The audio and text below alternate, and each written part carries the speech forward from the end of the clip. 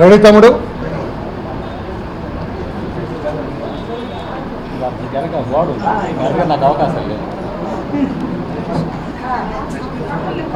ఘనత వహించిన వైఎస్ఆర్ కాంగ్రెస్ పార్టీ అధ్యక్షుడు శ్రీ వైఎస్ జగన్మోహన్ రెడ్డి గారి వ్యవహార శైలి నానాటికి తీసికట్టుగా మారింది. ఆ పార్టీ వ్యవహారం అంతా కూడా ఒక పద్ధతి లేకుండా, ఒక ఐడియాలజీ లేకుండా, ఒక దిశానిర్దేశం లేకుండా నడుస్తూ ఉన్నది. నా భాషలో చెప్పాలంటే జగన్మోహన్ రెడ్డి గారి వైఎస్ఆర్ కాంగ్రెస్ పార్టీ అది ఒక రాక్షస పరిపాలనా సమూహంలాగా ఉన్నది. ఒక రాక్షస రాజ్యం వైఎస్ఆర్ కాంగ్రెస్ పార్టీ. మీకు ఎలా చెప్పాలో నేను కరెక్ట్ చెబుతాను లేదు, నాకు రాక్షస రాజ్యం వైఎస్ఆర్ కాంగ్రెస్ పార్టీ. రాక్షస రాజు జగన్మోహన్ రెడ్డి గారు. ఆ రాక్షస రాజ్యానికి రాజు జగన్మోహన్ రెడ్డి గారు, అంటే పెద్ద రాక్షస రాజు. ఆ రాక్షస గురువు ఉమారెడ్డి గారు, శుక్రాచార్యుల వారు ఉమారెడ్డి గారు ఈ రాక్షస రాజు అయిన జగన్మోహన్ రెడ్డి గారికి గురువుగా ఉన్నారు. ఈ గురువు బాధ్యతలు చాలా ఉన్నాయి. శుక్రాచార్యుడు రాక్షస రాజుని ఏ రకంగా సలహాలు ఇచ్చి రాక్షస రాజ్యాన్ని పూర్తిగా సమూలంగా నాశనం చేసినాడో, ఈ రోజున వైఎస్ఆర్ కాంగ్రెస్ పార్టీ అనే ఒక రాక్షస రాజ్యానికి రాజైన జగన్మోహన్ రెడ్డి గారు, ఆయనకి గురువైన శుక్రాచార్యుడిగా వ్యవహరిస్తున్న ఈ ఉమ్మారెడ్డి గారు ఆ పార్టీని అధోపాతాలనికి తొక్కుతున్నారు అని నేను అంటూ ఉన్నా. బాణాసురుడిగా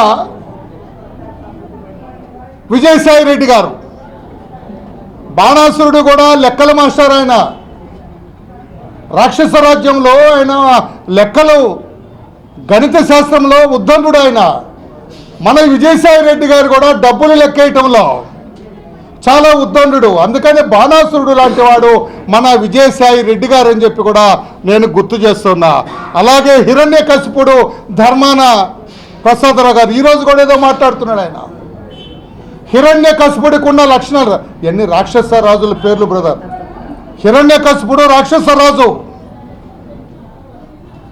ఇతను ధర్మాన ప్రసాదరావు మన దాంట్లో, మన పార్టీలో, అంటే మన వైఎస్ఆర్ కాంగ్రెస్ పార్టీలో, మన రాక్షస రాజ్యంలో, మన జగన్మోహన్ రెడ్డి గారి రాక్షస పరిపాలనలో. హిరణ్యాక్షుడు ఉన్నాడు, ఇంకొక రాక్షస రాజుడు, మన చెవిరెడ్డి భాస్కర్ రెడ్డి మన ఉన్నాడు కదా కుర్రాడు. ఇతను హిరణ్యాక్షుడు. ఈ పేరు కూడా విన్నట్లేదు మేము ఫేస్ చూస్తూనే. హిరణ్యాక్షుడు, హిరణ్యకశిపుడు తమ్ముడు ఇతను కూడా అంతే. అయినదానికి కాందానికి ఊరికి ఊగుతుంటాడు. లోపల సరుకే ఉండదు, లోపల సబ్జెక్ట్ ఉండదు, లోపలే ఉండదు పాపం. అతను మా వాళ్ళతో కూడా ప్రేమగానే మాట్లాడతాడు, మా వాళ్ళతో కూడా టచ్లో ఉంటాడు. మా నాయకులందరితో. ఈ హిరణ్యాక్షుడు కూడా అంతే, అందరితో బాగుండాలని ప్రయత్నం చేస్తాడు, కానీ లోపల రాక్షసత్వాన్ని మాత్రం విడలేకపోతున్నాడు. చెవిరెడ్డి భాస్కర్ రెడ్డి కూడా అందరితో బాగుండాలని, అన్ని పార్టీలతో, బీజేపీ వాళ్ళతో కూడా టచ్లో ఉంటాడు. అతను అన్ని పార్టీలతో టచ్లో ఉంటాడు, అందరితో బాగుండాలని చూస్తాడు, మా నాయకులతో కూడా మాట్లాడుతుంటాడు, కానీ లోపల రాక్షసత్వాన్ని విడనాడలేదు చెవిరెడ్డి భాస్కర్ రెడ్డి గారు. ఆయన హిరణ్యాక్షుడు అని చెప్పి నేను తెలియజేస్తున్నా. ఇక అసలు మంచి క్యారెక్టర్ వస్తుంది ఇప్పుడు. తాటకి ఎవరో, తాటకి రోజా, అది అందుకని చెప్పా. తాటకి రోజా అన్నీ కావాలని ఊరుగా అన్ని మీద వేసుకొని కూలిపోతూ ఉంటుంది. ఆవిడకి ఇవ్వని పాత్రలు కూడా పోషిస్తుంటుంది. నాకు టీడీపీలో ఉన్నప్పుడు ఆమె మహిళా అధ్యక్షురాలుగా, నేను ఎస్సీసీఎల్ అధ్యక్షుడిగా పాపం రాష్ట్రం అంతా తిరిగాం. అప్పటి రోజాకి ఇప్పటి రోజాకి చాలా తేడా ఉంది.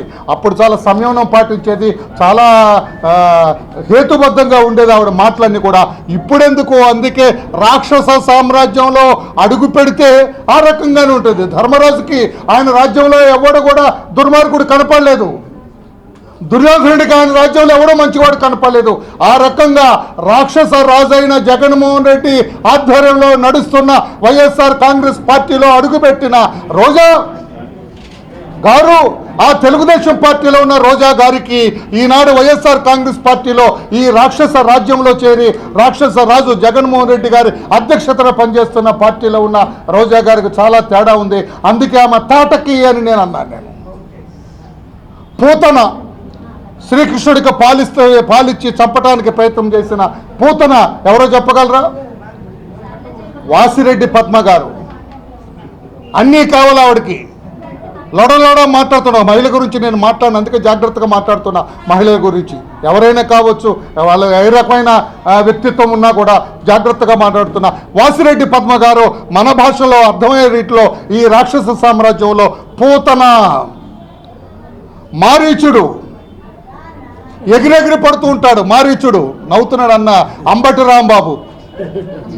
మారీచుడు అంబటి రాంబాబు అంతే. అతను ఏమక్కల బ్యాలెన్స్ ఎక్కల, స్టాండ్ ఉండదు దానికి, గాల్లోనే తిరుగుతూ ఉంటాడు మారీచుడు. ఇతను కూడా ఎప్పుడు గాలి మాటలు మాట్లాడుతుంటాడు, గాల్లోనే తిరుగుతుంటాడు.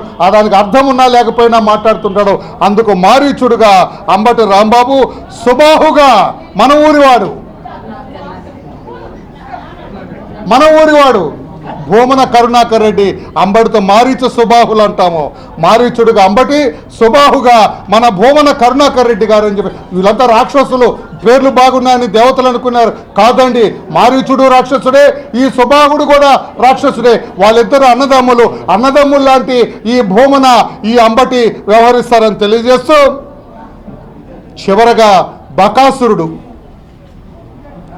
మన భాషలో భూబకాసురుడు, అవినీతి బకాసురుడు. ఎవరు? అవినీతి బకాసురుడు ఆ చివరి జిల్లాల్లో ఉంటాడు. బొత్స సత్యనారాయణ. అతను బకాసురుడుగా అతను ఈ 10 మందిని పెట్టుకొని ఒక రాక్షస సామ్రాజ్యాన్ని నడుపుతున్న ఓ జగన్మోహన్ రెడ్డి గారు, రాక్షస రాజా, ఈ రాష్ట్రాన్ని పాడు చేయకండి. బ్రహ్మాండమైన అభివృద్ధి పథంలో నడుస్తూ ఉంది ఈ రాష్ట్రం. ఈ రాజ్యాన్ని అప్రతిష్ట పాలు చేయడానికి ప్రయత్నం చేయకండి ఆ రాక్షస రాజుని నేను కోరుతూ ఉన్నా. బ్రహ్మాండమైన తాత్కాలిక శాసన సభను మనం ఏర్పాటు చేసుకున్నాం. ఈ సభ ఔన్నత్యాన్ని కాపాడండి అని కోరుతున్నా నేను.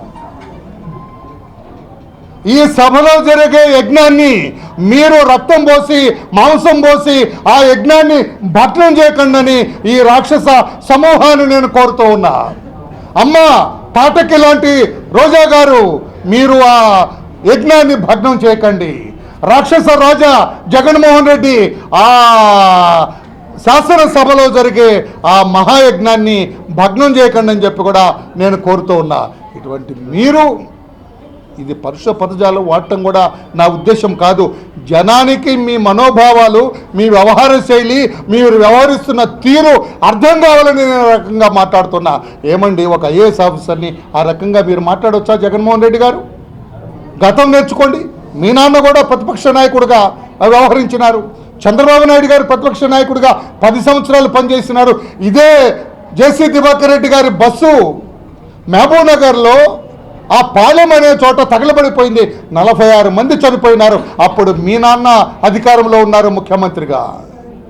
ఆ రోజున ప్రతిపక్ష నాయకుడిగా చంద్రబాబు గారు వెళ్ళారు హైదరాబాద్ నుంచి. మేము ఆ బై రోడ్ వెళ్ళాం అందరం. నేను ఉన్నాను ఆయనతోటి. ఎంత చక్కగా వ్యవహరించినారంటే ప్రతిపక్ష నాయకుడిగా. అక్కడున్న పోలీసులను దుర్భాషాడలేదు, అక్కడున్న రెవెన్యూ ఆఫీసర్ని ఆయన పలకరించలేదు. సహాయ కార్యక్రమాల్లో నిమగ్నమైపోయినాడు ఆయన. మా అందరినీ ఆదేశించి ఆ శవాలు వెలికి తీయటంలో, ఆ క్షతగాత్రులను వెలికి తీయటంలో మేమందరము నిమగ్నమయ్యాము. అది ప్రతిపక్ష నాయకుడిగా వ్యవహరించవలసిన తీరు.